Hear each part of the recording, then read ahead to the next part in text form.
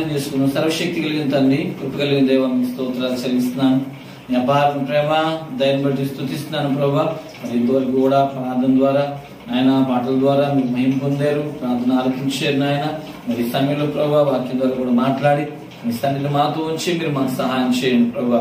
నీ కృపలో మమ్మల్ని జ్ఞాపకం చేసుకుని అడుగుచు మరి ఈ సమయంలో ఈ రోజు నాయన ఈ వాక్యాన్ని ధ్యానించడానికి లాస్ట్గా నన్ను అభిషేకించి నాకు సహాయం చేసి నన్ను నడిపించండి. నీ కృపలో నన్ను జ్ఞాపకం చేసుకొని ఈ కార్యాల పట్ల జరిగించమని మా అందరి పట్ల జరిగించండి.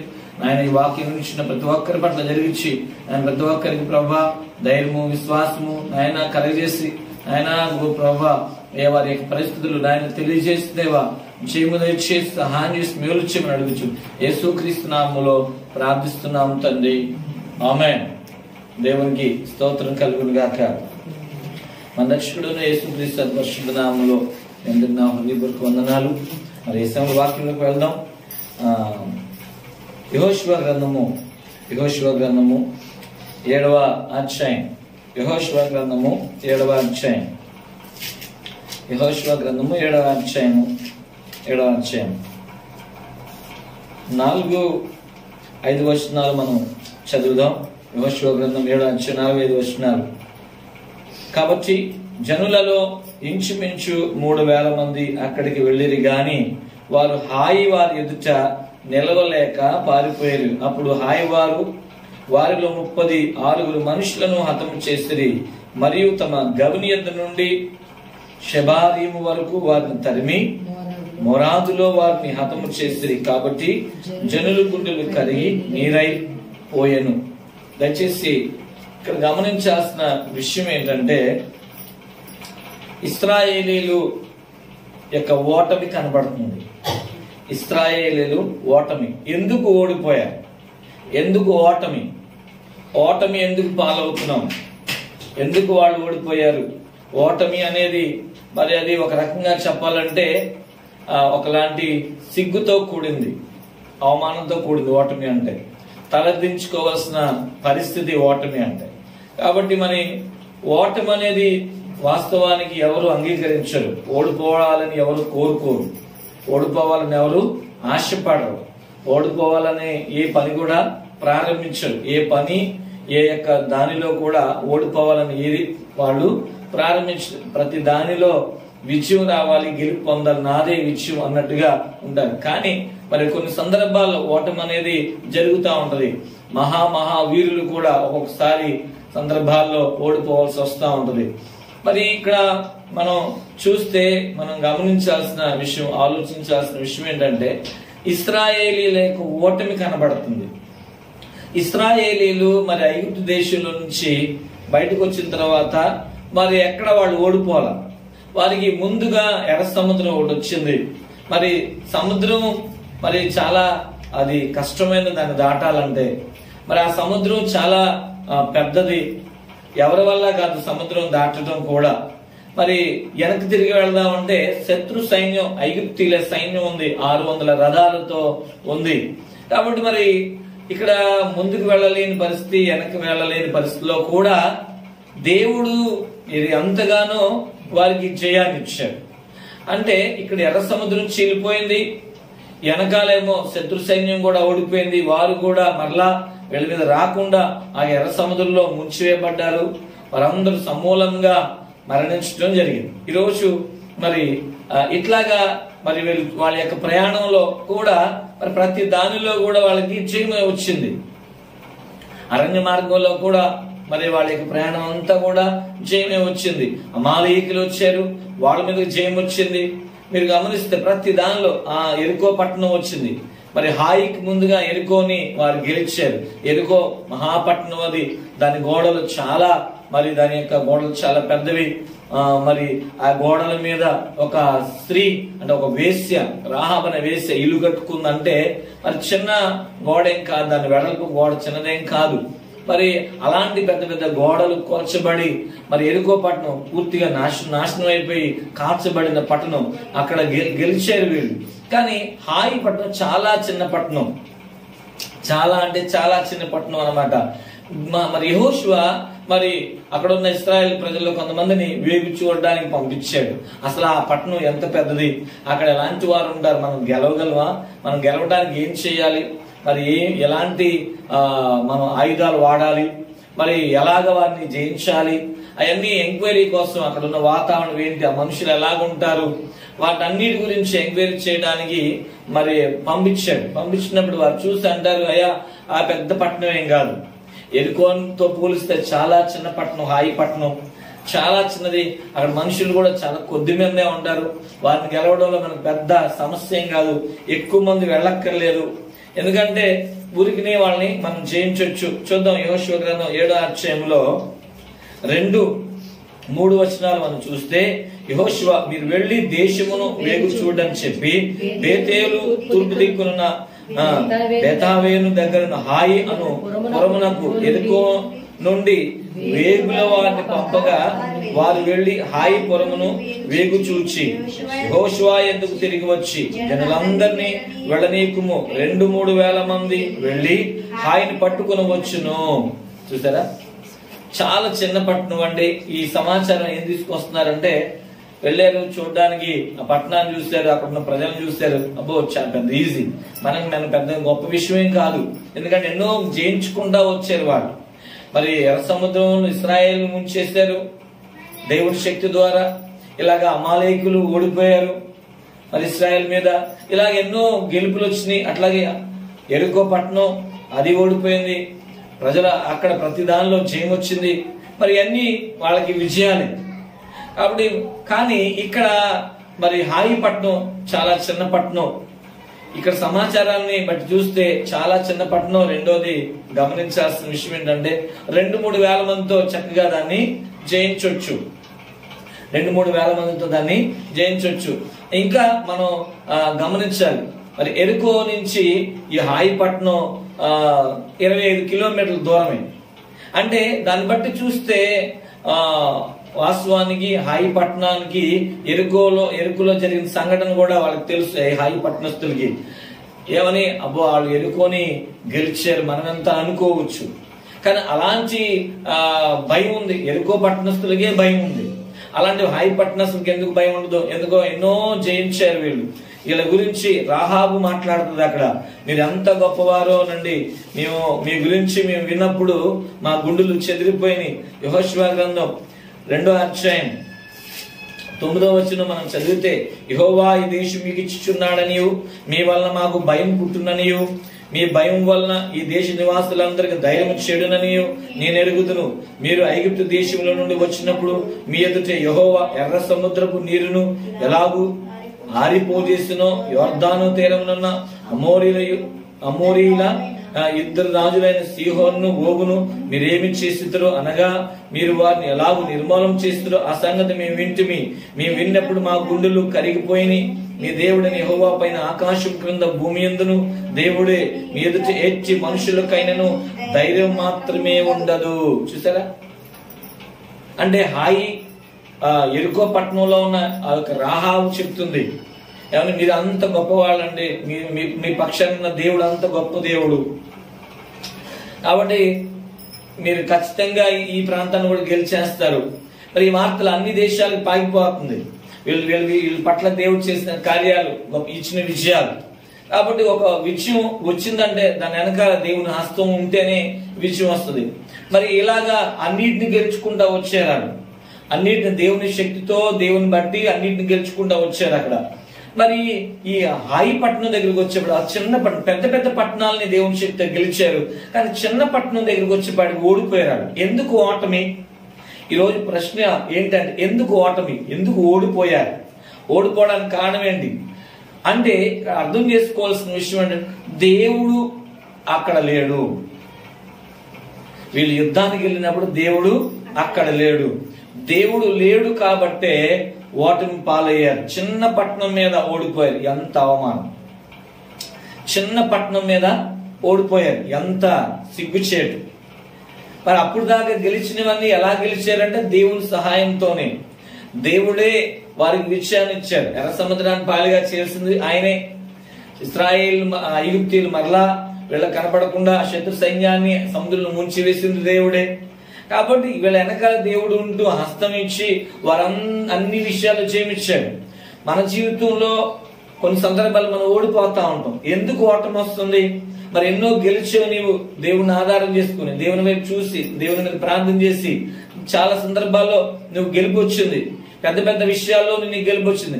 ఒక్కొక్కసారి చిన్న విషయాల్లో మనం ఓడిపోతా ఉంటాం, చిన్న పనుల్లో మనం ఓడిపోతాం, చిన్న సంఘటనలు మనం ఓడిపోతాం. కారణాలు ఏంటి అంటే గమనించాలి, దేవుడు నీతో లేడు. ఆ టైంలో దేవుడు లేడు కాబట్టే నువ్వు ఓడిపోయావు. దేవుడు లేడు కాబట్టి నీకు ఓటమి వచ్చింది. అంతకుముందు మరి ఎన్నో విషయాలు చూసావు, అంతకుముందు ఎన్నో గెలుపులు వచ్చినాయి. మరి ఇక్కడ ఎందుకు నీవు ఓడిపోయావు? కారణం ఏంటి అంటే దేవుడు లేడు అక్కడ. మీరు అర్థం చేసుకోవాలి, ఒక గెలుపు ఎవరికైనా వస్తుందంటే దేవుని ద్వారానే గెలుపు రావాలి. చూడండి, గమనించండి, బైబిల్లో మరి రాజుల 2వ గ్రంథంలో 5వ అధ్యాయంలో అక్కడ ఒక సైన్యాధిపతి ఉన్నాడు. ఆయన సిరియా దేశానికి సైన్యాధిపతి. అతను మరి ఏ దేశం మీదకి వెళ్ళినా అతనికి విజయం వచ్చేది. ఏ దేశం వెళ్ళినా, ఏ ప్రాంతం వెళ్ళినా సరే, యుద్ధానికి వెళ్ళినప్పుడు ఆయనకి యుద్ధంలో గెలుపు వచ్చేది. ఆ గెలుపు కూడా ఎవరిచ్చేదంటే దేవుడే ఇస్తున్నాడంట. మనం ఒకసారి 2వ రాజుల గ్రంథం 5వ అధ్యాయం, సిరియా రాజు సైన్యాధిపతి నయమాను ఒకడు ఉండెను. అతని చేత, జాగ్రత్తగా ఈ మాట అండర్లైన్ చేసుకోవాలి, అతని చేత యెహోవాయే సిరియా దేశమునకు జయము కలగజేసి ఉండెను. అతని చేత యెహోవాయే జయము కలగజేసి ఉండెను. అంటే ఎవరికైనా సరే ఈ మాట గుర్తు పెట్టుకోవాలి. ఎవరైనా ఒక గెలుపు వచ్చిందంటే ఆ గెలుపు వలన దేవుని హస్తం ఉందని గుర్తు పెట్టుకోవాలి. అతడు ఎవరైనా సరే, ఏ ప్రాంతవాసుడైనా సరే, ఏ దేశస్థుడైనా, ఏ వ్యక్తి అయినా సరే, గెలుపు వచ్చిందంటే దేవుడే అనేది గుర్తు పెట్టుకోవాలి. దేవుడు గెలిపిస్తున్నాడు కాబట్టి గెలుపు అనేది వస్తుంది. ఇక్కడ ఇశ్రాయేలీలు అన్ని విషయాలు వచ్చినాయి అంటే గెలుపు వచ్చింది. గెలుపు దేని ద్వారా? దేవుని ద్వారా గెలుపు వచ్చింది. కానీ ఇక్కడ ఓడిపోవడానికి కారణం ఏంటి? ఈ చిన్న పట్టణం, హాయి పట్టణం చాలా చిన్నది, చాలా చిన్న పట్టణం అండి. ఆ పట్టణంలో వీళ్ళు ఓడిపోయారు. ఎంత బాధాకరం. అంతకు ముందు అబ్రహాం కాలంలో హాయికి బేతేలుకి మధ్య మొట్టమొదటిగా దేవుడు అబ్రహాం ద్వారా మాట్లాడినప్పుడు అదిగో అక్కడ గుడారం వేసుకొని, ఆదికాండం 12:8 మనం చూస్తే అక్కడ గుడారం వేసుకుని ఉన్నాడు అనమాట. మొట్టమొదటిగా మళ్ళీ ఆయన ఐగుప్తులోకి వెళ్ళి మళ్ళీ తిరిగి వచ్చి ఆదికాండం 13 మరలా అదే ప్రాంతానికి వచ్చి మళ్ళీ అక్కడ గుడారం వేసుకుని నివసించడం జరిగింది. మరి ఆ పట్టణం, మరి దేవుడు చెప్పాడు ఈ పట్టణాలన్నీ మీకు ఇస్తానని చెప్పి. మీరు అయినా సరే మరి అన్ని పట్టణాలు గెలుచుకుంటా వచ్చారు. మరి ఆ పట్టణం కూడా వీళ్ళకి రావాలి. కానీ అక్కడ చూస్తే దేవుడు ఏదైనా ఒక దాన్ని నీకు ఇస్తాను అని వాగ్దానం చేశాడు. మరి ఆ వాగ్దానం చేసిన దానిలో చాలా పొందుకున్నావు, కానీ అది కూడా నీకు రావాలి. ఆ పరిస్థితి, ఆ యొక్క మరి ఆ ఆస్తి నీకు రావాలి, లేకపోతే నీకు ఇంకా ఆ ఉద్యోగం నీకు రావాలి, లేకపోతే ఆ వ్యాపారం నీకే రావాలి, లేకపోతే ఇంకేదైనా సరే నీకు రావాల్సింది దేవుడు చెప్పి నీకు ఇస్తానని. కానీ అది నువ్వు పొందుకోలేకపోయావు అంటే అర్థం ఏంటంటే ఓడిపోయావు. ఎందుకు ఓడిపోయి? ఇవన్నీ గెలిచావు, ఇన్నిట్లో విజయం వచ్చింది, ఇన్నిట్లో నువ్వు మేలు పొందుకున్నావు, ఇన్నిటిని చూచావు, కానీ ఇక్కడికి వచ్చేపాడికి నువ్వు ఓడిపోయావు. ఎందుకు ఓటమి వచ్చిందంటే ఒకటి గుర్తు పెట్టుకోవాలి, దేవుడు నీతో లేడు. ఆ సమయంలో దేవుడు నీతో లేడు. ఎందుకు? మరి ఇశ్రాయేల్ దేవుడు వదిలిపెట్టేస్తాడా? మరి అన్ని విషయాలు ఇచ్చిన దేవుడు అక్కడ ఎందుకు లేడు? హాయి పట్టణం దగ్గరికి వచ్చినప్పుడు ఎందుకు లేడు? చాలా చిన్న పట్టణం, చాలా చిన్న సమస్య, చాలా చిన్న కారణం. చాలా చిన్న సమస్య దగ్గర నువ్వు గెలవలేకపోయావు, సమస్యను ఛేదించలేకపోయావు, చిన్న పట్టణాన్ని గెలవలేకపోయావు, చిన్నదాన్ని నువ్వు పొందుకోలేకపోయావు. పెద్ద వాటిని పొందుకున్నావు, చిన్న వాటిని పొందుకోలేవు. ఈజీ, అది చాలా సులువ, కానీ పొందుకోలేకపోయావు, చాలా గెలవలేకపోయాం. కారణం ఏంటంటే దేవుడు వారితో వెళ్ళలా, దేవుడు వారితో లేడు. అందుకని హాయి పట్టణం మీద వీళ్ళు ఏమైపోయారంటే ఓడిపోయారు. కారణం ఏంటి? ఓడిపోవడానికి కారణం ఏంటి అనేది తెలుసుకో. దేవుడు ఎందుకు లేడు, ఎందుకు సహాయం చేయాల, ఎందుకు గెలిపివలా? ఒకటే కారణం ఏంటంటే ఆ కారణం పాపం. ఆ కారణం ఏంటంట? పాపమే వారిని ఓడింప చేస్తుంది, పాపమే వారికి విజయం లేకుండా చేస్తుంది, పాపమే వారికి విజయం లేకుండా చేస్తుంది, పాపమే దేవుడికి దూరం, పాపమే వారిని దేవుడు తోడు లేకుండా చేస్తుంది. పాపాన్ని బట్టి దేవుడు వారితో వెళ్ళాలా, పాపాన్ని బట్టి దేవుడు వారికి విజయం ఇవ్వాలా. అందుకే వారు ఓడిపోయారు. ఎంత నష్టం జరిగిందంటే మీరు చూడండి ఒకసారి 7వ అధ్యాయం 5వ వచనం మనం చూస్తే, అప్పుడు హాయి వారు వారిలో 36 మనుషులను హతము చేసిరి. ఎంతమంది చనిపోయారండి ఇశ్రాయేలీలు? 36. చాలా చిన్న పట్టణం, పెద్ద వధ జరిగింది. చాలా చిన్న పట్టణం, పెద్ద వధ జరిగింది. పట్టణం మీద చిన్న ప్రజలు తక్కువ మంది ఉన్నారు, కానీ వీరే ఓడిపోయి ఇశ్రాయేలీలు ఓడిపోయారు. ఇశ్రాయేల్లో ఎంతమంది నష్టపోయారంట? 36 మంది చనిపోయారు. ఎంత నష్టం కలిగిందో! ఓటమి వల్ల ఏం కలుగుతుంది? నష్టం కలుగుతుంది. ఓటం వల్ల అవమానం వస్తుంది, ఓటం వల్ల సిగ్గు వస్తుంది, తలదించుకోవాల్సిన అవసరం వస్తుంది. ఆలోచించుకుందాం, ఎందుకు అట్లా జరిగింది? కారణం ఓటం అంటే మనం సంతోషించడానికి కాదు. ఇది ఓటం వచ్చిందంటే దుఃఖమే, ఓటం వచ్చిందంటే అవమానమే, ఓటం వచ్చింది తలదించుకోవాలి. మీరు అర్థం చేసుకోవాలి. చాలా మంది ఎన్నో ఇంటర్వ్యూస్కి వెళ్తా ఉంటారు, ఓడిపోతా ఉంటారు. ఎన్నో మరి పందాలకు వెళ్తా, అంటే ఇప్పుడు పరుగు పందెం కన్నా లేకపోతే క్రికెట్ లో ఆటల్లోనే కొన్ని గెలుపుల కోసం వెళ్తా ఉంటారు. కొంతమంది చాలా సందర్భాల్లో కొన్ని ఆటల్లో గెలుస్తా ఉంటారు, కొన్ని ఆటలు ఓడిపోతా ఉంటారు. గెలిచిన వాళ్ళు పెద్ద పెద్ద ఆటల్లో గెలిచిన వాళ్ళు, కానీ చిన్న ఆటల్లో ఓడిపోతా ఉంటారు. చాలా చిన్నది ఈజీ, వీళ్ళు గెలవచ్చు. మనం క్రికెట్ మ్యాచెస్ మనం చూస్తే పెద్ద పెద్ద టీమ్స్ ని గెలిచిన వాళ్ళు ఒక్కొక్కసారి చిన్న మ్యాచ్, చిన్న టీంలో వీళ్ళకి శక్తి లేదు అన్న టీంలో కూడా ఊడిపోయిన పరిస్థితులు ఉన్నాయి. ఇలాగ ప్రతి దాంట్లో కూడా మనిషికి ఓటమి పాలు రావటానికి కారణం ఏంటి అంటే ఇది లోపమే. కొంతమంది గర్వం వస్తుంది, మాకేంట్లే, ఏం పర్వాలా, మేము గెలవచ్చు, మాకేంటి, మేము చాలా గెలుస్తాం ఊరికినే. చూడండి, పాపం ఒకవేళ మన మధ్యలోకి ఎప్పుడైతే వస్తుందో వెంటనే దేవుడు నీతో పాటు రాడు. రాకపోవడం వల్ల జరిగే విషయం ఏంటి? ఓటమి పాలవడం జరుగుద్ది. కాబట్టి అసలు ఎందుకు మరి పాపం రావడానికి ఏం పాపం చేశారు? ఇశ్రాయేలు అందరూ పాపం చేశారా? అసలు కారణం పాపం చేయండి. పాపం ఎలా వచ్చింది వాళ్ళలోకి? ఎలా వచ్చింది అంటే అక్కడ మనం గమనించాల్సిన విషయం, దేవుడు ఏమన్నాడంటే, ఈ ఎరికో పట్టణం ఎప్పుడైతే ఎరికో పట్టణాన్ని మనము మీరు గెలుస్తారు, మీకు అది ఎరికో పట్టణం నేను ఇస్తా. అయితే ఆ పట్టణం అంతా కూడా ఏం చేయాలంటే మీరు కాల్చివేయాలి. ఆ పట్టణం అదంతా శపించబడింది. దాంట్లో ఏది కూడా మీరేం చేయకూడదు అంటే ముట్టుకోకూడదు, తీసుకోకూడదు. అర్థమైందండి? దానిలో ఏది కూడా ఏం చేయకూడదంట, ముట్టుకోకూడదు, అట్లాగే తీసుకోకూడదు. ఎందుకనంటే అది ఏంటి? దేవుడు శపించాడు. కాబట్టి దేవుడికి ఏమన్నాడంటే చూద్దాం. యెహోషువ గ్రంథం 6వ అధ్యాయం 18వ వచనం, శపింపబడిన దానిలో కొంచెమైనను మీరు తీసుకుని మీరు శాపగ్రస్తులై ఇశ్రాయేళ్ల పాడమునకు శాపం తెప్పించి దానికి బాధ కలుగచేతురు గనుక శపింపబడిన దాన్ని మీరు ముట్టకూడదు. ఇది చెప్పేశాడు దేవుడు. శపింపబడిన దాన్ని ఏం చేయకూడదంట? ముట్టుకోకూడదు. దేవుడు శపించాడు దాన్ని, ఆ ప్రాంతాన్ని శపించాడు. అదిగో ఆ యొక్క వస్తువులను శపించేశాడు. కాబట్టి దాన్ని ఏం చేయకూడదు? మీరు ముట్టుకోకూడదు. ఆ వస్తువులు ఏంటంట? 19వ వచనం చదివితే, వెండి బంగారును ఇత్తడి పాత్రను ఇనుప పాత్రను యెహోవాకు ప్రతిష్ఠిత మగును, వాటిని యెహోవా ధనాగారంలో ఉంచాలి.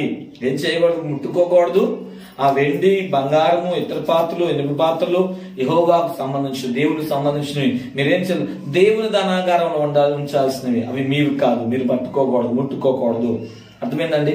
కాబట్టి మరి ఏం చేయాలంటే దేవుని మాటకి వీళ్ళు లోబడాలి, విధేయులు అవ్వాలి, దేవుని మాట ప్రకారంగా నడుచుకోవాలి.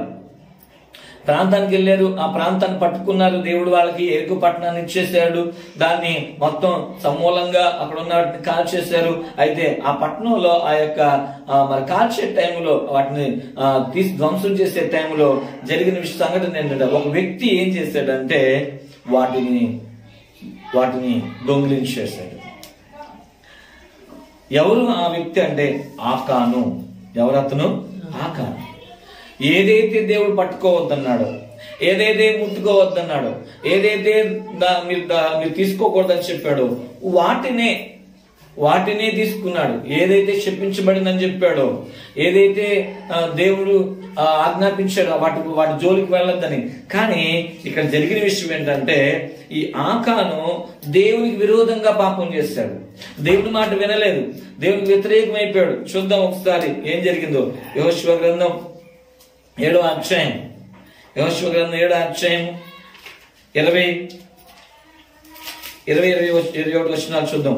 ఆకాను యెహోషువతో, ఇశ్రాయేలు దేవుడని యెహోవాకు విరోధముగా నేను పాపం చేసిన నిజము.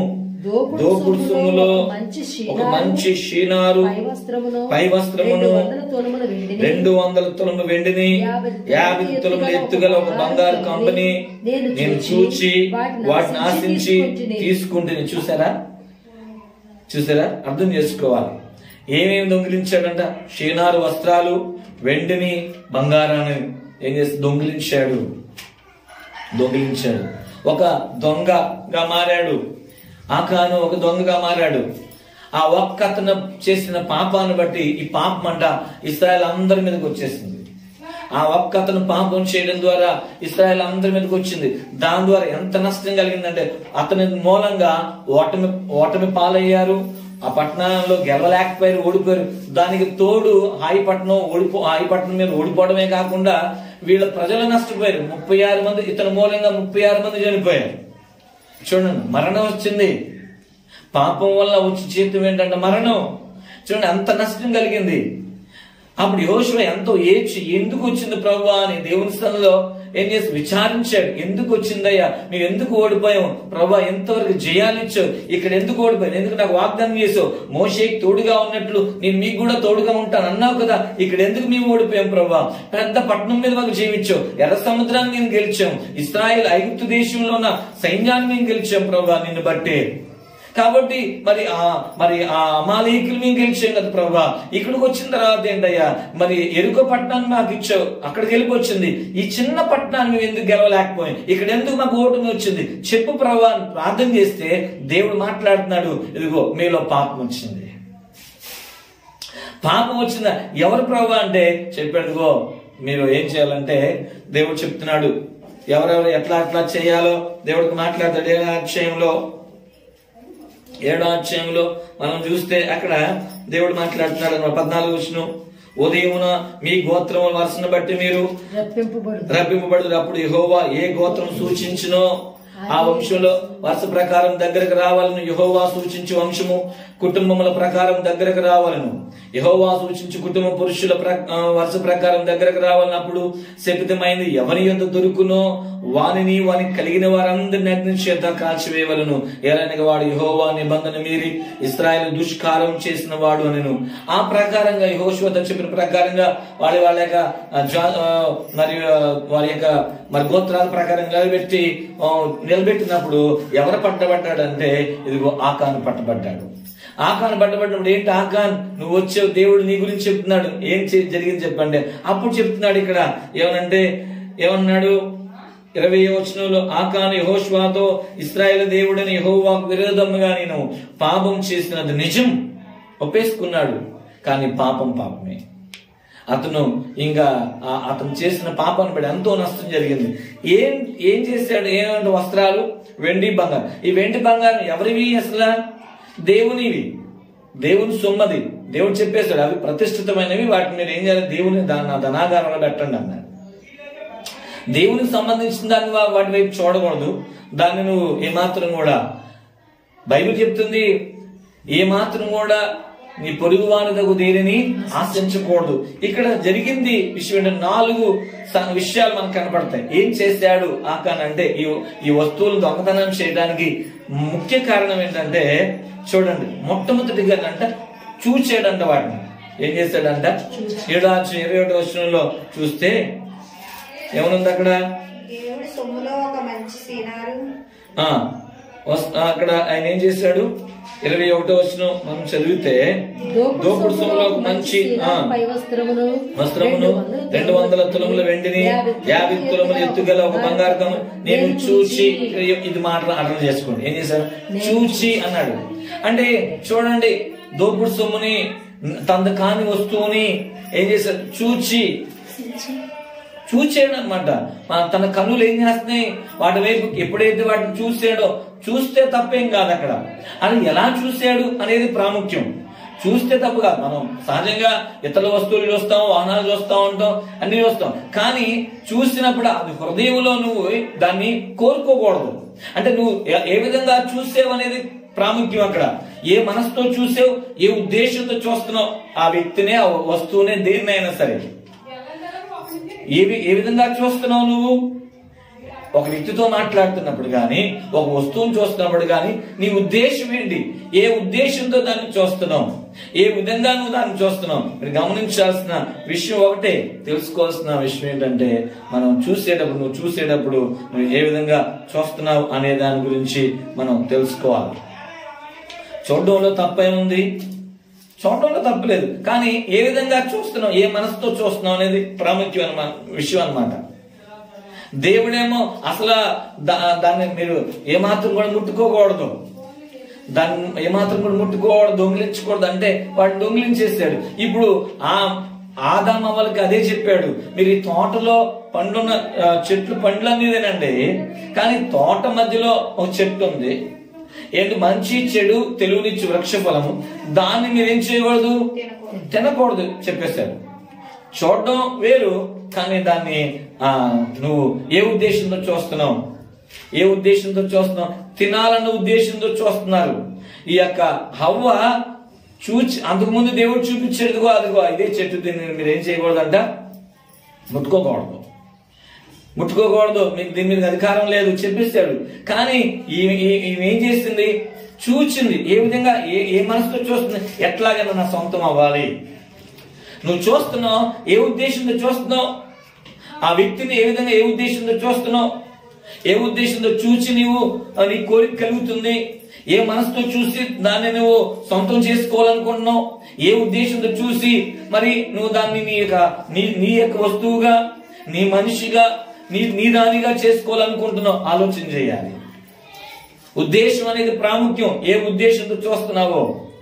First look is best look అంటే మొదట్లో చూసినప్పుడు ఏం కాదు, రెండోసారి మరలా నువ్వు చూస్తావే అంటే, రెండోసారి చూసినప్పుడు అంటే ఏ ఉద్దేశంతో చూస్తున్నావు అది పాపం.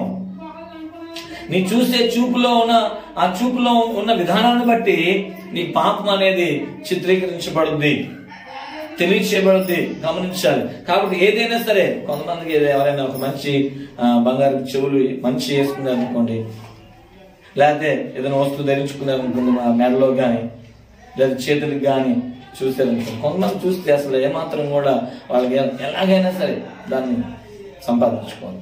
ఎలాగైనా సరే వాళ్ళ వస్తువులు, పక్కింటి వాళ్ళ వస్తువులు చూసారనుకోండి, కొంతమంది గిన్నెలు కానీ చిన్న ఆటల్లో కొంతమంది దొరికిపోతా ఉంటారు. చిన్న కూర ఏమని కూర గిన్నెలు తీసుకున్నాను, గిన్నె బాగుంది అనుకోండి, వీళ్ళు దాచేసుకుంటారు కొంతమంది. మళ్ళీ కూర గిన్నె మళ్ళీ రిటర్న్ ఎవరు? కారణం ఏంటి? గిన్నె మీద ఏమొచ్చిందో ఒక భలే ఉంది గిన్నెది, ఇవన్నీ మనకి ఎక్కడ లేదు ఇలాంటిది. మనం ఎప్పుడు ఇచ్చినా మర్చిపోయేది, ఎప్పుడుకో మనకి గుర్తుకొచ్చి అడిగితే ఎక్కడ ఉంది, ఏమో నాకు ఎప్పుడు ఇచ్చావు, నాకు చూసుకో, నువ్వు దాచేస్తుంది ఎక్కడ కనపడింది. చూడండి, ఆలోచించండి. ఆ ఇల్లు మారిపోతారు, ఇంకెక్కడ దొరుకుతుంది. ఇలా ఎన్నో సంఘటనలు జరుగుతూ ఉంటాయి. వాళ్ళు వస్తువులు తీసేసుకుంటారు. ఏమండి, అది మెల్లో అయినా, చెవులకి అయినా, చేతులు అయినా, ఏదైనా అట్లాగే ఇంట్లో వాడుకునే వస్తువులైనా చూచి ఏంటో ఏ ఉద్దేశంతో సొంతం చేసుకోవాలనే ఉద్దేశంతో చూడటమే. అది వస్తువైనా మనిషినైనా సరే, నీకున్న దాంతో నువ్వు తృప్తిపడకుండా లేని దానికోసం నువ్వు కనుక దాన్ని చూసి పరాయి వాడది, నీది కాని దాన్ని నువ్వు చూచి సొంతం చేసుకోవడం అన్నదే పాపం. యేసుప్రభు వారు ఒక మాట చెప్పారు. ఏమన్నారంటే మత్తయి సువార్తలో ఒక స్త్రీని అసలు వ్యభిచారం అనేది దాని గురించి మాట్లాడినప్పుడు ఆయన మాట్లాడుతున్నారు. ఎవరు మాట్లాడుతున్నారు? ఒక స్త్రీని మోహపు చూపు చూస్తేనంట అప్పుడే ఆమెతో ఏం చేసినట్లంటే వ్యభిచారం చేసినట్లంట. ఒక స్త్రీ దేంతో ఏ చూపది? మోహపు చూపది. ఏ స్త్రీనైనా లేకపోతే ఏ పురుషునైతే నీవు చూడడంలో తప్పు లేదు, కానీ నువ్వు చూసే చూపులో తప్పుంటే అది పాపం. చూడండి, 5వ అధ్యాయం 27-28 వచనాలు చూసి, వ్యభిచారం చేయవద్దని చెప్పబడిన మాట మీరు విన్నారు కదా, నేను మీతో చెప్పినదానికి ఒక స్త్రీని మోహపు చూపుతో చూచు ప్రతివాడు అంటే అర్థం ఏంటి? సొంతం చేసుకోవాలన్న చూపది. మోహపు చూపు అంటే అర్థం ఏంటి? సొంతం చేసుకోవాలన్న ఉద్దేశంతో. చూడండి, అది అప్పుడే నువ్వు ఆ వ్యక్తితో ఏం చేస్తావు? హృదయమందు ఆమెతో వ్యభిచారము చేసిన వ్యక్తి అవుతావు. కాబట్టి అర్థం చేసుకోవాలి. కడాఖండిగా చేసిన నిర్గమాకాండం 26 దేవుడు మాట్లాడింది. నీ పొరుగు వాని దేన్ని ఆశించకూడదు. అతని ఎద్దునైనా, అతని గాడిదనైనా, దాసినైనా, దాసుడినైనా దేన్ని కూడా నువ్వు ఏం చేయకూడదు, సొంతం చేసుకోవాలనుకోకూడదు. చూసే చూపులో కూడా జాగ్రత్తగా ఉండాలి. మనం అర్థం చేసుకోవాలి. ఈరోజు నువ్వు ఏ విధంగా చూస్తున్నావు, నీ ఇంటి చుట్టుపక్కల వస్తువులనే కానీ, లేకపోతే వాహనాలనే కానీ, మనుషులనే కానీ ఏ విధమైన చూపుతో చూస్తున్నావు. చూపు మంచిగా ఉండాలి. కళ్ళు చెడిపోతారంటే దేహం అంతా చెడిపోయింది. కొంతమంది చూస్తున్నారు, విషపు చూపులు చూస్తారు. పక్కన నాశనం అయిపోవాలి, పాడైపోవాలని చూసేవాళ్ళు ఉంటారు. పక్కన వాళ్ళు చూస్తూ ఉంటారు. కొంతమంది ఆ విధమైన చూపులు చూస్తూ ఉంటారు అనమాట. ఒకతను దావీదు గారు ఉన్నారు, గొల్యాతు మీద జయం వచ్చింది. గొల్యాతు మీద జయం వచ్చినప్పుడు జరిగిన విషయం ఏంటంటే, చూడండి, అక్కడ ఉన్న వాళ్ళందరూ, ఆ యొక్క ఇశ్రాయేలు స్త్రీలందరూ కూడా చక్కగా దావీదుని పొగుడుతున్నారు. ఏమని పొగుడుతున్నారు? ఇదిగో సౌలు రాజుకి 1000 కొలది, మరి దావీదు గారికి 10,000 కొలది అని గీతం పాడుతున్నారు, స్తోత్రాలు చెప్తున్నారు, జయమని చెప్తున్నారు. అది తట్టుకోలేక ఏం చేస్తున్నాడంటే దావీదుని చంపాలని విషపు చూపు చూస్తున్నాడు. చూడండి, ఎంతో మరి దావీదుని అభిషేకించిన దేవుడే సౌలు కూడా అభిషేకించాడు. సౌలు మీదకు దేవుని ఆత్మ వచ్చింది. కానీ దేవుని బిడ్డలే చూడండి ఎలాంటి పనులు చేస్తున్నారు. ఏదైతే చూడకూడదో అదే చూస్తున్నారు. దేవుడు ఏదైతే చూడొద్దని చెప్పాడో, ఏదైతే మరి నువ్వు సొంతం చేసుకోకూడదో దాన్నే చూసి సొంతం చేసుకోవాలన్న కోరిక. రెండోది ఏం చేశాడంట, చూడడం ఒకటైతే ఆశించి, చూసిన తర్వాత ఏం చేశాడంట ఆశించి. చూసినప్పుడు ఏం కలుగుతుంది? ఆశించేటంటే అర్థం ఏంటి? ఏ చూపుతో చూస్తే ఆశ వస్తుంది అంటే సొంతం చేసుకోవాలని ఆశించేవు. మీరు గమనించాలి. ఆశించడం అనే దాని గురించి మనం ఆలోచిస్తే దేవుడు నీకు చెప్పిన మాటను జ్ఞాపకం చేసుకోవాలి. నువ్వు ఆశించి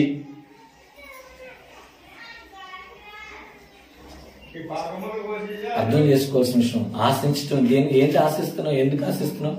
నీ పరుగు అనేది దేన్ని ఆశించిద్దని ఖండితంగా చెప్పాడు దేవుడు. నీది కాని దాన్ని నువ్వు ఆశించకూడదు. నీకున్న దాంతో తృప్తి కలగాలి. ఎందుకు ఆశ వస్తుందంటే నీకున్న దానిలో ఏం లేదు, తృప్తి లేదు. దేవుడు నీకు ఇచ్చిన వాటి మీద నీకేం తృప్తి ఉండట్లేదు. నీకు ఇచ్చిన వాటి మీద ఏమి ఉండట్లా, తృప్తి ఉండట్లా, సంతోషం లేదు, స్తుతికి చెల్లించట్లా. ఎందుకు ఆశిస్తున్నావు అంటే, నీది కాని వస్తువు మీద ఎందుకు ఆశిస్తున్నావు అంటే నీకున్నది దేవుడు నీకు ఇచ్చిన దాని మీద నీకేం లేదు, తృప్తి లేదు.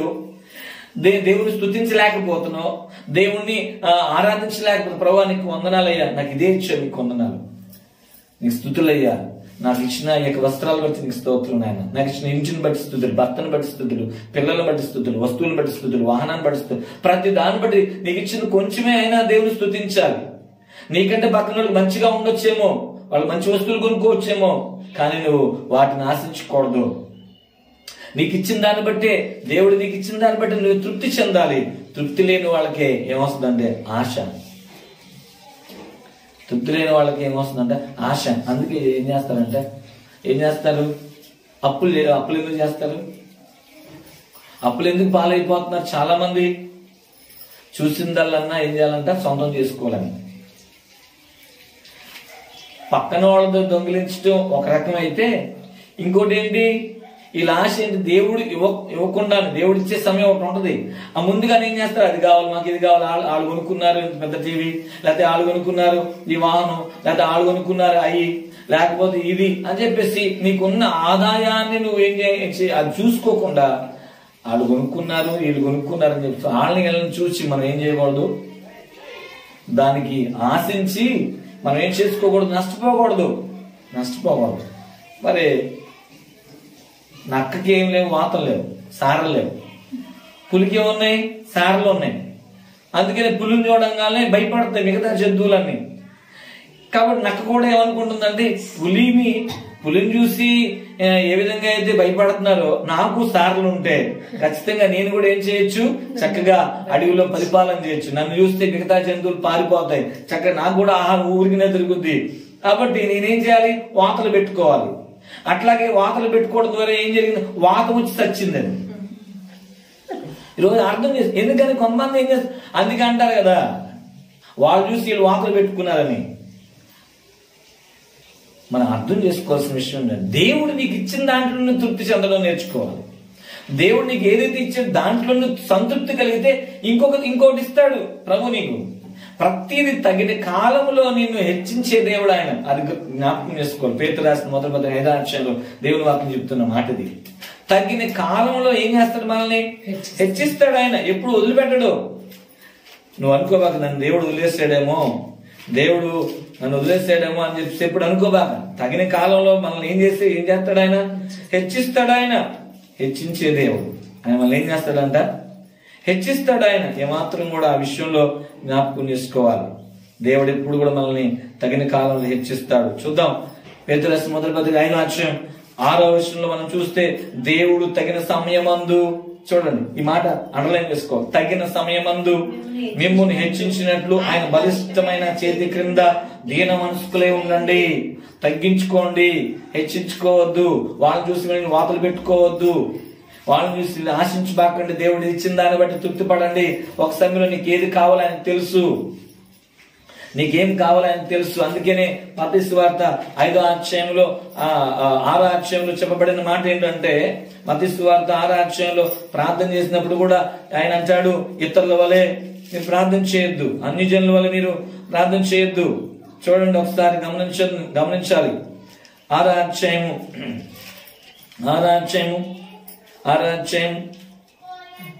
31వ వచనం. కాబట్టి ఏమి తిందుమో, ఏమి త్రాగుదమో, ఏమి ధరించుకుందామని చింతపడకుడి, అన్యజనులు వీటన్నిటి విషయమై విచారిస్తారు. చూడండి, అన్యజనులు వీటన్నిటి ఎవరు ఇలాగా ఆశించేది, కోరుకునేదంట. అంటే నువ్వు వారికి లాగా ఉండకూడదు అంటున్నాడు ఆయన. వాక్యం ఎరగని వారు అలాంటి పనులు చేస్తారు అంటున్నాడు ఆయన. వాక్యము మీద శ్రద్ధ లేని వాళ్ళు, అంటే క్రైస్తవులను చెప్పుకున్న వాళ్ళలోనే వాక్యం ఎరగని వాళ్ళు ఉంటారు. క్రైస్తవులను చెప్పుకున్న వాళ్ళు వాక్యం ఎరగని వాళ్ళు, క్రీస్తుతో సంబంధం లేకుండా ఉంటారు, నామకార్థంగా జీవించే వాళ్ళు ఉంటారు. వాళ్ళు ఇలాంటి పనులు చేస్తూ ఉంటారు అంట. అందరికిలాగా, అందరు ఎలా చేస్తారు వాళ్ళు కూడా అలా ఉంటారు. వాళ్ళకి లాగా మీరు ఉండొద్దు అన్నాడు ఆయన. మీకు వాళ్ళకి చాలా పోలికలు ఉన్నాయి. వాక్యం ఎరగిన వాళ్ళతో మీకు సంబంధం లేదు, మీరు ప్రత్యేకంగా ఉండాలి. వాళ్ళందరూ ఎప్పుడు కూడా ఏం తినాలి, ఇది గురించి ఆలోచిస్తూ ఉంటారు. ఏం మాట్లాడుతున్నాడు అంటే, ఇవన్నీ మీకు కావాలని మీ పరలోకపు తండ్రికి తెలియను కాబట్టి మీరు ఆయన రాజ్యమును నీతిని మొదటి వెతుకుడి, అప్పుడవన్నీ మీకు అనుగ్రహింపబడును. అర్థం చేసుకోవాల్సిన విషయం. కాబట్టి ప్రియ దేవుని సంగమా, దయచేసి గమనించండి. చూసే విషయంలో జాగ్రత్తగా ఉండాలి. ఏ ఉద్దేశంలో చూస్తున్నాం? ఆకాను దొంగిలించాలి, సొంతం చేసుకునే ఉద్దేశం చూశాడు. అందుకే దాని మీద ఏమొచ్చింది? ఆశ వచ్చింది. దేవుడేమో నిర్గమాకాండ 20వ అధ్యాయంలో ఆజ్ఞలు చెప్పడంలో నీ పొరుగు వారికి దేన్ని ఆశించొద్దు అన్నాడు. ఈ దేనిని, వస్తువులనే, మనుషుల్ని దేన్ని ఆశించొద్దు అన్నాడు. మూడోది ఏం చేసి, ఈ ఆశ ఏం జరిగిందంటే చివరికి కార్యరూపంలోకి వెళ్ళింది. తీసుకున్నాడంట. ఏం చేశాడు? దాన్ని తీసుకోవడంలోకి వెళ్ళిపోయింది. ఇంకా ఏం చేశాడు? తీసేసుకున్నాడు. ఇంకా చూడండి, కన్నులు పనిచేస్తున్నాయి, తర్వాత హృదయంలో ఆశ కలిగింది. ఈ ఆశ ఏమైపోయింది? బలమైపోయింది. ఇంకా ఏం చేస్తుంది? ప్రేరేపిస్తుంది. తీసుకో తీసుకో తీసుకో. అబ్బా, తీసుకుంటే నువ్వు ఎంత మంచిది నీకు. అవి తీసుకున్నావంటే ఇంకేంటి? ఇంకా ఎవరు చూస్తున్నారు? ఎవరు చూడట్లా, పర్వాలా, నువ్వు తీసుకోవచ్చు. ఎవరు చూడట్లా, ఏమో తీసుకోవచ్చు. ఎవరు చూడట్లేదు మనం అనుకుంటాం, కానీ మనం గమనించాలి, మనుషులు ఎవ్వరూ చూడకపోవచ్చు, కానీ 2 కనులు మాత్రం ఎప్పుడు నిన్ను చూస్తా ఉంటాయి. అది జ్ఞాపకం చేసుకోవాలి. మనుషులు ఎవ్వరూ చూడకపోవచ్చు, నీ ఇంట్లో వాళ్ళు చూడకపోవచ్చు, నీ బంధువులు చూడకపోవచ్చు, నీ స్నేహితులు చూడకపోవచ్చు, ఎవరూ చూడకపోవచ్చు, కానీ నువ్వు ఎవరికి కనబడకపోయినా దేవుడికి మాత్రం కనబడతావని జ్ఞాపకం చేసుకోవాలి. ప్రభువు చూస్తున్నాడనేది గుర్తు పెట్టుకోవాలి. నువ్వు చేసే పని దేవుడు, నువ్వు చేసే క్రియ, నువ్వు చేసే ఆ యొక్క పనులు దేవుడు చూస్తున్నాడు అనేది జ్ఞాపకం చేసుకోవాలి. నువ్వు రహస్యంగా చేసినా, బహిరంగంగా చేసినా, విజయవాడలో చేసినా, సావర్లకోటలో చేసినా, పెద్దాపురంలో చేసినా, రాజమండ్రిలో చేసినా, అమలాపురంలో చేసినా, అనకాపల్లిలో చేసినా, లేదా అమెరికాలో చేసినా, ఎక్కడ చేసినా అనుకోవచ్చు, ఈ ఊర్లో మా పాస్టర్ గారు లేరుగా, వేరే ఊర్లో మనం ఇలా ఉండొచ్చు, లేకపోతే ఈ దేశంలో నాకు ఎవరు తెలియని వాళ్ళు ఉన్నారుగా, పర్వాలేదు అనుకోవచ్చు. కానీ నీకున్న వాళ్ళు ఎవరైనా అక్కడ లేకపోవచ్చు, కానీ నువ్వు గమనించాల్సిన విషయం ఏంటంటే, నువ్వు ఎక్కడున్నా సరే, నువ్వు ఎక్కడ ప్రభు నిన్ను చూస్తున్నాడు అనేది జ్ఞాపకం చేసుకోవాలి. అందుకే దావీదు అంటే, నేను ఎక్కడ దాక్కుంటానయ్యా, నీ కనులేదు, నేను ఎక్కడికి వెళ్ళి నువ్వు అక్కడ ఉన్నావు, నీ కనులు నన్ను చూస్తున్నాయి అన్నాడు ఆయన. దేవుని కనులు ఎదుటి ఎవరు కూడా ఏం చేయలేరంట, దాక్కోలేదు. అందుకే చిన్నపిల్లలకి ఒక పాట ఒకటి ఉంటుంది, దేవుని కళ్ళ ముందు దాగగలవా, నీవు దాగగలవా, దేవుని కళ్ళ ముందు దాగగలవా, నీవు దాగగలవా, పరుగెత్తినా దాగుకోనినా, పరుగెత్తినా దాగుకోనినా, దాగలేవు, నీవు దాగలేవు. ఎక్కడికి వెళ్ళినా సరే నువ్వు దాక్కోలేవు. ఆయన కన్నులు ఎదుటి నువ్వేం చేయలేవంట, దాక్కోలేవు. అది గుర్తు పెట్టుకోవాలి. ఖచ్చితంగా నువ్వేమవుతావు, పట్టుబడతావు. మనుషులకు పట్టుబడకపోవచ్చు, మనుషులు దొరకపోవచ్చేమో, కుటుంబానికి దొరకపోవచ్చేమో, కానీ దేవుడి దగ్గర దొరికిపోతావు. అది జ్ఞాపకం చేసుకో. అందుకే నువ్వేం చేయకూడదంట, ఆశించకూడదు. అందుకే నువ్వేం చేయకూడదు, తీసుకోకూడదు, చూడకూడదు, ఆశించకూడదు, అది తీసుకోకూడదు. ఇది చాలా ప్రాముఖ్యమైన విషయం. ఇది చాలా ప్రాముఖ్యమైన విషయం. నీకున్న దాంట్లో నువ్వు తృప్తి చెందాలి. నీకున్న దాన్ని బట్టి ప్రభుని స్తుతించాలి. ప్రభు నాకు ఇది ఇచ్చాడు చాలయ్యా, నీకున్నదాన్ని. వాళ్ళకి అది ఎవరిని కొనుక్కున్నారని చెప్పారనుకోండి, ప్రభు వందనాలు, వాళ్ళకి ఇచ్చారు, నీకు వందనాలు. కొంతమంది అలా ఉండరు, బాగానే కొనుక్కున్నారే, బాగానే వాళ్ళు కొనుక్కున్నారే అని ఎక్కడ లేని ఏమొస్తుంది, ఈర్ష, అసూయ. అది మంచిగా కొనుక్కుంటే వీళ్ళు తట్టుకోలేరు, మంచి చీర కట్టుకుంటే తట్టుకోలేని వాళ్ళు ఉంటారు. అసూయ ఎక్కువ. అర్థం చేసుకోవాలి. ఎందుకు నీకు అంత అసూయ? దేవుడు నీకు ఇచ్చిందా, నీకు ఇచ్చిందా, అది కూడా లేని వాళ్ళు ఉన్నారు. అది చూసుకోవాలి నువ్వు. నీకు ఇచ్చిన వస్త్రాలు, ఆ వస్త్రాలు కూడా లేని వాళ్ళు ఉన్నారు. నీకు మంచి ఆహారం, ఈ అన్నం కూడా లేని వాళ్ళు ఉన్నారు. కొంతమంది స్టోర్ బియ్యమేనా ఇది అని అనుకుంటారు, అది కూడా లేని వాళ్ళు ఉన్నారు. అర్థం చేసుకోవాలి. దేవుడు నీకు ఏది ఇచ్చాడు దాన్ని బట్టి తృప్తి పొందితే దేవుడు ఇంకోటి ఇస్తాడు. అది నేర్చుకోవాలి మనం. తగిన కాలంలో దేవుడు ఏం చేస్తాడు, హెచ్చిస్తాడు. ప్రతి అవసరాన్ని నీకు తీరుస్తాడు. ఆయన తెలుసు నీకేం కావాలి, ఏ సమయంలో ఏది కావాలో. ఒకసారి నేను జాబ్ చేసే టైంలో నాకు సైకిల్ ఉంది. సైకిల్ చాలా దూరం నేను ప్రయాణం చేస్తాను, సైకిల్ మీద నేను వెళ్ళాల్సి వస్తుంది. అయితే అందరికి బళ్ళు ఉన్నాయి చక్కగా, నాతోటి ఎంప్లాయీస్కి. నాకే బండి లేదు. నేను చూస్తే నాకు బండి ఉంటే బాగుండు అని చెప్పేసి నేను ఏం చేస్తున్నానంటే దానికోసం ప్రార్థన చేస్తున్నాను. ప్రభువా నాకు కూడా ఒక బండి అయ్యా అని ప్రార్థన చేస్తుంటే దేవుడు అక్కడ ఒక మాట జ్ఞాపకం చేస్తాను. ప్రార్థన చేస్తున్నాను, బైబిల్ చదువుతున్నాను, దేవుని సన్నిధిలో ఇలా కనిపెడుతున్నాను, దేనికోసం, బండి కోసం ప్రార్థన చేస్తుంటే, సుఖభోగములు వాంఛించు వానికి లేమి కలుగునని చెప్పాడు దేవుడు. ఏంటంట, సుఖభోగములు వాంఛించు వానికి లేమి కలుగు. భయం వేస్తుంది. ఏంటి ఇది? అప్పుడంతా జీతం చాలా తక్కువ, ఒక 3,000 జీతం. 3,000 జీతానికి నేను బండి తీసుకుంటే నెలకి ఎంత కట్టాలి? రోజుకి 100 రూపాయలు పెట్రోల్ అయింది. అంతా తిరిగే బండి, చాలా ప్రయాణం, చాలా దూరం. రోజుకి కనీసం ఇంచుమించుకు ఒక 40 కిలోమీటర్లైనా తిరగాలి. మరి రోజుకి 50 రూపాయలు పెట్రోల్, 100 రూపాయలు పెట్రోల్ అయిపోయింది. ఇలాగైతే నా జీతం ఏమైపోయింది, దానికే సరిపోయింది. నేను ఇంట్లో ఏమి ఇవ్వాలి? అందుకే అప్పుడే కరువు వస్తుంది నాకు. దేవుడు చెప్పాడు అదే, సుఖభోగములు వాంఛించు వానికి లేమి అంటే కరువు వస్తుంది. దేవుడికి తెలుసు నాకు ఎప్పుడు వాహనం ఇవ్వాలి. కొన్ని రోజులు అయిపోయినాయి, కొంతకాలం అయిన తర్వాత కంపెనీ వాళ్ళు ఒక అనౌన్స్మెంట్ చేశారు, బండ్లు ఉన్న వాళ్ళకి పెట్రోల్ మేమే ఇస్తాం. దేవుని స్తోత్రం, హల్లెలూయా. అంటే దేవుడు బండి ఇస్తాడు, బండితో పెట్రోల్ కూడా ఇస్తాడు. అర్థం చేసుకోవాలి. అప్పుడు ఎప్పుడైతే పెట్రోల్ ఇస్తారని చెప్పారో వెంటనే దేవుడు బండి కూడా ఇచ్చాడు, బండితో పాటు పెట్రోల్ కూడా ఇచ్చాడు. ఎంత అద్భుతం! 5,000కి చిన్న బండి వచ్చింది, చక్కగా పనిచేసింది, పెట్రోల్ కూడా వస్తుంది. ఇంకేం కావాలి? ఇంకా నేను ఏ కరువు అవసరంలో నా జీవితం నాకు మిగులుద్ది. అర్థం చేసుకోవాల్సిన విషయం అన్నమాట. అందుకే దేవుడు ఒక టైంలో దేవుడు మనకి ఏది ఇవ్వాలి అది ఇస్తాడు. కానీ నువ్వు దాన్ని దేవుడిచ్చే సమయం ఆకు నువ్వే తొందరపడి అప్పులు చేసి ముందుకెళ్ళే నష్టమైంది మనకి. అందుకే తగిన కాలం ముందు మనం హెచ్చిస్తాడు. 4వదిగా ఏం జరిగింది? దాచాడు అంట. 1 చూచాడు, 2 ఆశించాడు, 3వదేమో ఏం చేశాడు? తీసుకున్నాడు. 4వది ఏం చేశాడంట? దాచాడు. నాలుగోది ఏం చేశాడు? దాచాడు. దాచిపెట్టే విషయం అనేది మనం చాలా, నువ్వు ఏదైనా ఒక తప్పు చేస్తే ఆ తప్పుని దాచేవాళ్ళు ఉంటారు. దాయకూడదు. ఎందుకు దాచుకోవడం? అననీయ సప్పేర్లు ఇద్దరు భార్య భర్తలు ఉన్నారు. అననీయ సప్పేర్లు ఇద్దరు భార్య భర్తలు. అపోస్తలుల కార్యములు 5వ అధ్యాయంలో మనం చూస్తే వాళ్ళిద్దరు భార్య భర్తలు ఆ కాలంలో అప్పుడే మొట్టమొదటిగా సంఘం అనేది కట్టబడి అప్పుడే విస్తరిస్తుంది. అపోస్తలుల కార్యములు 2వ అధ్యాయము 38 వచనాల నుంచి 40 ఆ తర్వాత నుంచి 3000 మంది మొట్టమొదటిగా అక్కడ సంఘస్థులుగా ఏర్పడ్డారు.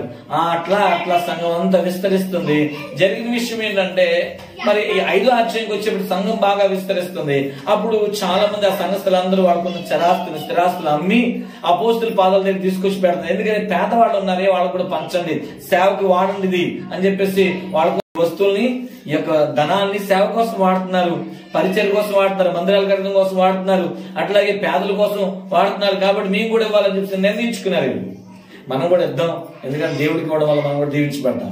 వీళ్ళిద్దరు భార్య భర్తలు అనుకుని మనకు పొలం ఉంది కదా, ఆ పొలం అమ్మేసి ఆ పొలం డబ్బులు మనం ఏం చేద్దామంటే తీసుకొచ్చి దేవుడి సందికి ఇద్దాము అని చెప్పి నిర్ణయించుకున్నారు. సరే, అలాగే అనుకుని పొలం అమ్మారు. అమ్మితే డబ్బు వచ్చింది. డబ్బు వచ్చిన తర్వాత జరిగిన విషయం ఏంటంటే మారిపోయింది మనసు. ఎందుకని ఆ డబ్బుని ఏం చేసి చూశారు. డబ్బును చూసి చూడంగానే ఏం కలిగింది తెలుసా? ఆశ వచ్చింది. డబ్బును చూడంగానే ఏం కలిగింది? ఆశ వచ్చింది. ఎప్పుడైతే డబ్బును చూసారో వాళ్ళకి ఏం పుట్టింది తెలుసా? ఆ డబ్బును చూడంగానే, చూద్దాం ఒకసారి బైబిల్ గ్రంథంలో అపోస్తలుల కార్యములు 5వ అధ్యాయం, బైబిల్ గ్రంథంలో అపోస్తలుల కార్యం 5వ అధ్యాయం 2వ వచనం చదువుదాం. భార్య ఎరుకనే వాడు దాని వెలలో కొంత దాచుకొని కొంత తెచ్చి అపోస్తలుల పాదముల యొద్ద పెట్టెను. అప్పుడు పేతురు, అననీయ, నీ భూమి వెలలో కొంత దాచుకొని పరిశుద్ధాత్మను మోసపుచ్చుటకు సాతాను ఎందుకు నీ హృదయంను ప్రేరేపించాను. చాలా జాగ్రత్తగా వినాలి, చాలా జాగ్రత్తగా వినాలి. ఏంటి అంటే అర్థం చేసుకోవాల్సిన విషయం, వీళ్ళిద్దరు భార్య భర్తలు ఒక నిర్ణయానికి వచ్చారు. ఏం నిర్ణయానికి వచ్చారు? మేము కూడా మాకున్న పొలాన్ని అమ్మేసి ఆ డబ్బును తీసుకొచ్చి అపోస్తలుల పాదాల దగ్గర పెట్టాలని. అయితే ఏమైంది? ఆ డబ్బు ఎప్పుడైతే వచ్చిందో ఆ డబ్బును చూసారు. చూసిన తర్వాత వాళ్ళకి ఇంకా ఆశ పుట్టింది. ఆశ పుట్టి ఏం చేశారు తెలుసా? ఆశ పుట్టిన తర్వాత దాన్ని తీసుకుని దాచిపెట్టేస్తారు. అదే జరిగినప్పుడు కూడా భార్య ఎరుకనే వాడు దాని వెలలో కొంత దాచుకుని, అంటే భార్య భర్తలు ఇద్దరు మాట్లాడుకున్నారు. అసలు ముందు మాట్లాడుకుంది ఏంటి? అమ్మిన దాన్ని తీసుకొచ్చి ఇచ్చేద్దామని మాట్లాడుకుంటే ఆ డబ్బును చూడంగానే వాళ్ళకి ఏం పుట్టిందంటే, చూడంగానే మనసులో ఆశ పుట్టింది. అమ్మో, ఎంత డబ్బు ఇవ్వాలా, ఎంత డబ్బు ఇవ్వాలా మనం? అసలు నువ్వేం నిర్ణయించుకున్నావు దేవుడి సందికి ఇవ్వడానికి? ఇప్పుడు ఎందుకని నీ మనసు మారిపోయింది? దాన్ని చూడంగానే నీకు ఆశ పుట్టేసింది. అందుకే నువ్వేమనుకున్నావు? నా సొంతం చేసుకో, నాది కదా. నువ్వు ఒకసారి నువ్వు ఇది ఇస్తానని దేవుడికి చెప్పినప్పుడు అది నీది కాదు, దేవుడిదే. ఒకసారి నువ్వు నిర్ణయించుకున్న తర్వాత అది నీది కాదు, దేవుడిదే. దేవుడికి ఇస్తానన్నా అది అంత అమౌంట్ అన్న అవచ్చు, ఏదైనా వస్తువు అవ్వచ్చు, ఏదైనా అవ్వచ్చు, నీది కాదు, ఇంకా దేవుడిదే. దేవుడికి ఇచ్చేయాలంతే. దాంట్లో మళ్ళీ కొంచెం ఇచ్చి కొంచెం దాచుకోవడం, ఇలాంటి పనులు చేయకూడదు. వీళ్ళు ఏం చేస్తారంటే అదే పని చేస్తారు. వాళ్ళు ఏం చేస్తారంటే అది ఆ పొలం మీద తర్వాత ఆ డబ్బును చూసి చూడంగానే వాళ్ళకి ఆశ పుట్టింది, దాన్ని దాచుకున్నారు. దాన్ని తీసుకొని దాచుకోవడం జరిగింది. అది ఎంత పెద్ద నేరం చేస్తారో. సగం దాచారు, సగం తీసుకొచ్చారు. మరలా అక్కడ ఏమన్నా అబద్ధం ఆడుతున్నారు. పౌలు అపోస్తలుడైన పేతురు గారు అడుగుతున్నారు, అయ్యా ఏంటి ఈ పొలాన్ని ఎంత డబ్బులకే నువ్వు అమ్మావా అంటే అన్నారు. అవునండి, ఎంతగా అమ్మానని అన్నాడు అననీయ. చూడు, వెంటనే అతనికి శిక్ష వచ్చేసింది, మరణించేశాడు. మళ్ళీ ఇంకొక తన భార్య వచ్చింది, కాసేపు అయిన ఆమెని అదే అడుగుతున్నాడు, అమ్మా ఎందుకు అమ్మారా? ఏమండి ఇంతకే అమ్మాము. చూడండి, అంటే పాపం కూడా ఏకీపించి చేస్తున్నారు వాళ్ళు. పాపం కూడా ఎలా చేస్తున్నారంటే ఏకీపించి. ఈరోజు పాపం కూడా ఏకీపించి చేసే మనుషులు ఉన్నారు. చూడటం, ఆశించడం, తీసుకుని దాచడం ఒకటైతే మళ్ళీ దాన్ని ఏం చేస్తారు? మేము ఎంతకే అమ్మాము అని అబద్ధాలు ఆడుతున్నారు, మోసం చేస్తున్నారు. ఇక్కడ అన్నాడు, పరిశుద్ధాత్మను ఎందుకు మోసం చేస్తున్నారు? పరిశుద్ధాత్మ మోసపుచ్చి సాతాను ఎందుకు నీ హృదయం ప్రేరేపించింది? సాతానికి లోపడిపోవడం అన్నమాట. చూడండి, ఆకాను ఎంత పనిచేసాడండి.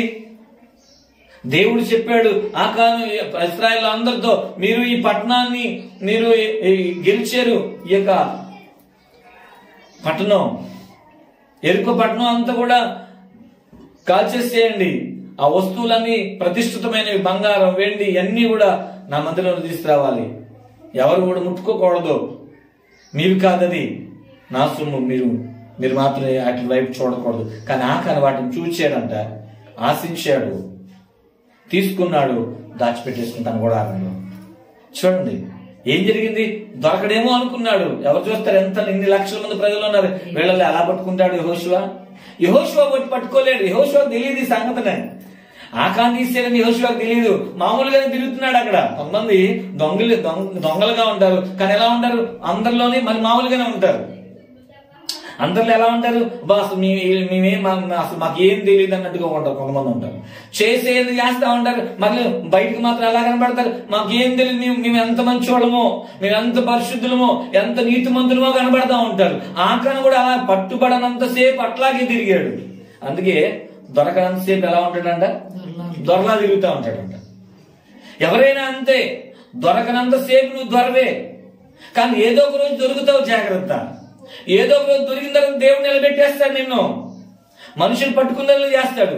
ఈరోజు ఆలోచన చేయాలి, ఎంతమంది అట్లా చేయట్లా, మేము దొరకంలే, మమ్మల్ని ఎవరు పట్టుకుంటారులే అని చెప్పేసి చేసే పనులు చేస్తున్నారు, కానీ దేవుడు వదిలిపెట్టడం. మనుషులు అనుకుంటారు మేము దొరకంలే అనుకోవచ్చు, నువ్వు దొరకలే నువ్వు అనుకుంటున్నావేమో. ఒకటి గమనించాలి, నిన్ను దేవుడు చూస్తున్నాడు, 2 కన్నులు నేను చూస్తున్నాయి. నువ్వు ఎక్కడ చేసినా, ఏ ప్రాంతంలో చేసినా, ఏ దేశంలో చేసినా, ఎక్కడ చేసినా, ఇంట్లో చేయొచ్చు, బయట చేయొచ్చు, బజార్లో చేయొచ్చు, రహస్యమైన స్థలాల్లో చేయొచ్చు, కొండ ప్రాంతాల్లో, లోయల్లో, గుహల్లో, నదుల్లో చేయొచ్చు, సముద్రాల్లో చేయొచ్చు, దాక్కుని ఎక్కడ చేసినా సరే నువ్వు చేసే పనిని, నువ్వు చేసే పనుల్ని మనుషులు చూడకపోవచ్చు, మనుషులు తెలియకపోవచ్చు, కానీ నువ్వు దొరలా తిరుగుతున్నావేమో. ఏదో ఒక రోజు నువ్వు పట్టుబడతావు, అప్పుడు మాత్రం నీకు శిక్ష తప్పదు. జాగ్రత్త. చూడండి ఎంత నష్టం వచ్చింది అక్కడ.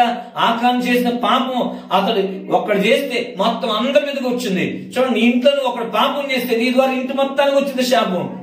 అది స్త్రీ చేయని, పురుషుడు చేయని, పిల్లలు చేయని, ఒక్కడు పాపం చేస్తే ఇంటి మొత్తానికి నష్టమే.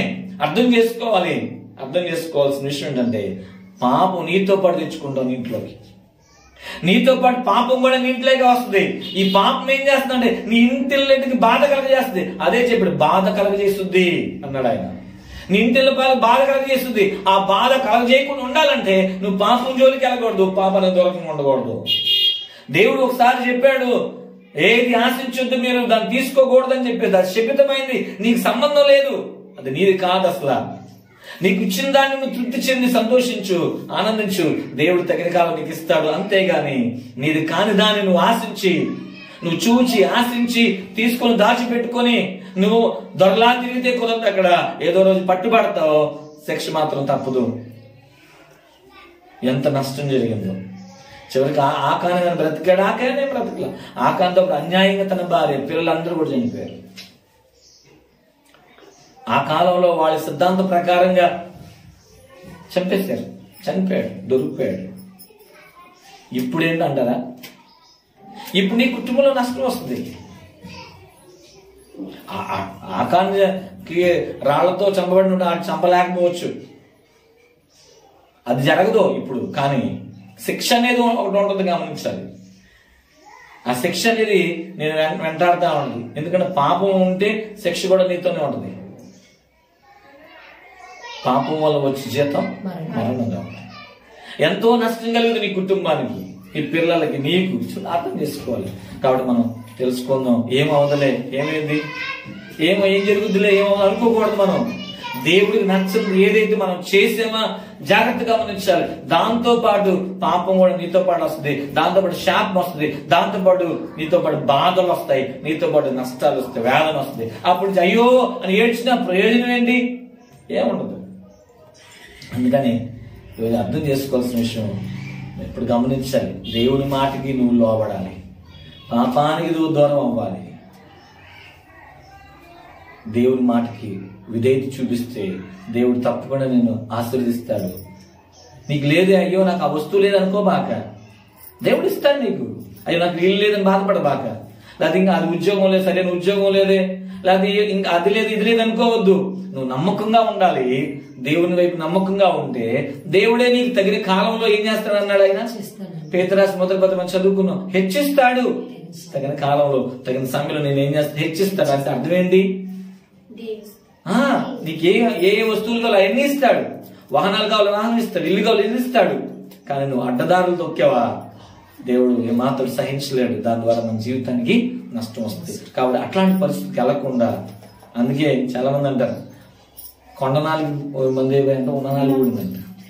ఏదో చేద్దామని అనుకుంటే ఇంకోటి జరుగుద్ది. కాబట్టి గమనించాల్సిన ఒకటి, నేను ఒకసారి పరీక్షించుకోవాలి.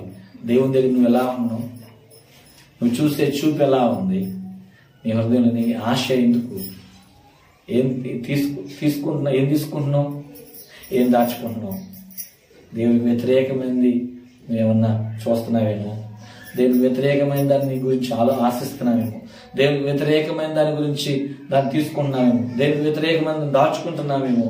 దేవునికి ఇష్టం లేనిది నువ్వు చేస్తే ఒకరోజు దొరికిపోతావు, జాగ్రత్త. కాబట్టి దేవునికి విధేయుని, దేవుని మాటను గౌరవించి మనం దేవునితో మనం గడుపుదాం. దేవుని యొక్క సహాయాన్ని పొందుకొని మనం దేవుని యొక్క ఆశీర్వాదాలు పొందుకొని మనం దేవునిలో ఎదుగుదాం. దేవుడే అన్ని సమయాల్లో నీకు సహాయం చేయాలి. హాయి పట్టణం మీద గెలుపు ఎప్పుడు వచ్చిందంటే, ఎప్పుడైతే పాపం ఇశ్రాయేలులోంచి వెళ్ళిపోయిందో, ఆకాను ఒప్పుకొనినప్పుడు అవన్నీ తీసివేయబడ్డాయో, పాపను ఒప్పుకొని తీసేసుకున్నప్పుడే నీకు మరలా విజయం వస్తుంది. పాపంలో ఉంటే ఏమాత్రం కూడా గెలుపు రాదు. దేవుడు ఇశ్రాయేల్ మళ్ళా హాయి పట్టణం మీద గెలుపు ఎప్పుడు ఇచ్చాడంటే, ఎప్పుడైతే పాపం తొలగించబడిందో అప్పుడే ఇచ్చాడు. ఈరోజు నీ జీవితంలో వాళ్ళ పాపం అలాగే ఉంటే గెలుపు రాదు. ఎంతకాలం అయినా పాపాన్ని తీసివేసుకో, అప్పుడు ఖచ్చితంగా విజయం నీకు వస్తుంది. ప్రార్థన చేసుకున్నాం. ప్రార్థన. తండ్రి మీకు వందనాలు, నీ మాటలు బిడ్డ హృదయాలు ముద్రించి వదలవచ్చు. 30 60 100 ఫలింపచేయండి. సాతానికి బంధించమని ప్రార్థిస్తున్నాను ప్రభా. ఆయన తన గొప్ప కార్యాలు ఇచ్చే సహాయం చేసి ఇక సాక్ష్యం లేదు ప్రభా. చిన్న పట్టణం మీద ఓడిపోయారు నాయన, కారణం పాపమే ప్రభా. మరలా పాపం తొలగించబడింది నాయన. వెంటనే అదే హాయి పట్టణం మీద గెలిపించారు మీకు వందనాలు. అలాంటి పరిస్థితులు బిడ్డలకు అనుగ్రహించండి, సహాయం చేయండి. సాతానికి బంధించండి ప్రభా. నీ కార్యాలు మీరు చేయమని ప్రార్థిస్తున్నాను ప్రభా. దగ్గర కాలంలో మమ్మల్ని హెచ్చించే దేవుడివి, జయమ్మ నుంచి మేలు చేయమని అడుగుచు యేసు క్రీస్తు నామములో ప్రార్థించి వేడుకుంటున్నాం తండ్రి. ఆమేన్. యేసు రక్తమే చేయండి, సిలువ రక్తమే చేయండి. సాతాను కలిగినంత నాశనం, యేసు రక్తం సంపూర్ణ విషయం కలుగును గాక. మన తండ్రి అయిన ప్రేమ, కుమారు కృప, పరిశుద్ధాత్మక అన్యోన్య సహవాసం, సన్నిధి, సమాధానం మనకు మన కుటుంబాలకు సమస్త పరిశుద్ధులకును సదా తోడే ఉండును గాక. మీ అందరి వందనాలు.